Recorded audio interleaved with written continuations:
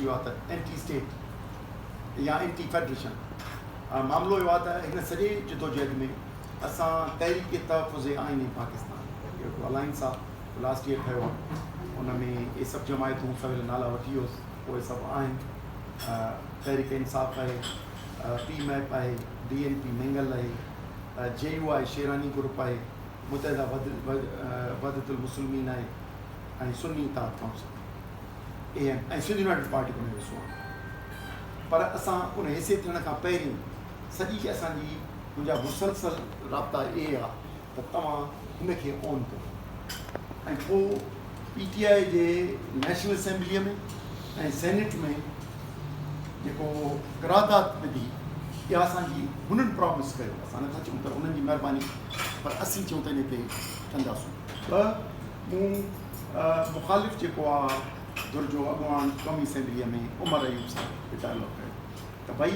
SIFC federation जे तसवुर जे ख़िलाफ़ु आहे असांखे हिन मदद कयो हाणे उहो कनि था नथा कनि वरी अलॻि ॻाल्हि उन करे उनजा जेके 16 नुक़्ता आहिनि हींअर 16 नुक़्ता आहिनि जिन ते चार्टर असांजो साइन थियल आहे उन्हनि में SIFC ऐं पाणीअ जो इशू 2 नुक़्ता आहिनि हिकिड़ो मिसिंग पर्सन्स जो आहे ऐं कैदियुनि जो आहे ऐं ॿिया त उनखे तव्हां वारी ॻाल्हि सही उनखे मुल्की लेवल ते खणण जे तरफ़ असां इन तरफ़ कयूं कोशिशि ॿियो सिंधु दरिया बचायो तहरीक ख़ुदि इन ते आहे 2 नुक़्तनि ते आहे उहा आहे ज़मीनूं ऐं पाणी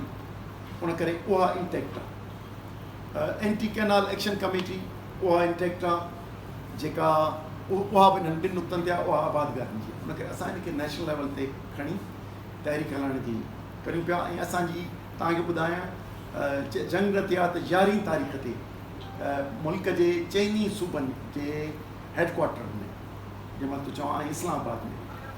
ऐं सिंध में 11 तारीख़ ते हिते पहिरियों TTAP जो प्रोटेस्ट रखियलु हो जंहिंमें 3 इशूज़ आहिनि मिसिंग पर्सन्स ऐं ॿियो कैदियुनि खे आज़ादु करियो कैदी कहिड़ा इमरान ख़ान समेत सभु अली वज़ीर ऐं महारंग ऐं ॿिया हिकिड़ो issue number 2 minerals and mines जो जेको बलूचिस्तान मां जेको तव्हां बिल पास करायो आहे इनखे रद्द कयो ऐं सिंध में ऐं ॿियनि सूबनि में इहो पास न थियणु ॾींदासीं उनजे ख़िलाफ़ु न थियणु घुरिजे टियों आहे पाणी ऐं लैंड्स जो इहे 3 इशूज़ ते एजिटेशन शुरू थियणी फस्ट या 3 ते उन खां पोइ सॼे मुल्क में ऑल पार्टीज़ कॉन्फ्रेंस थियणियूं आहिनि लाहौर में शेड्यूल्ड हुई 6 तारीख़ ते 6 हिन महीने जी जंग ठीकु उन राति जो लॻी सुबुह जो मुंहिंजी फ्लाइट हुई जेका कैंसिल थी वई असांजी त इहे 3 इशूज़ ऐं ॿिया इशूज़ खणी असां हिनखे नेशनल लेवल ते खणी ऐं असां हिननि जे ग़लति इल्ज़ामनि खे सिंध जी जेन्युअन पाणी जी तहरीक खे एंटी स्टेट ड्रामा करे ऐं डिक्लेयर करण खे असीं इंशाल्लाह डिफ्यूज़ करे ॾींदासीं ऐं पब्लिक में इंशाल्लाह इहो नैरेटिव ठहण न ॾींदासीं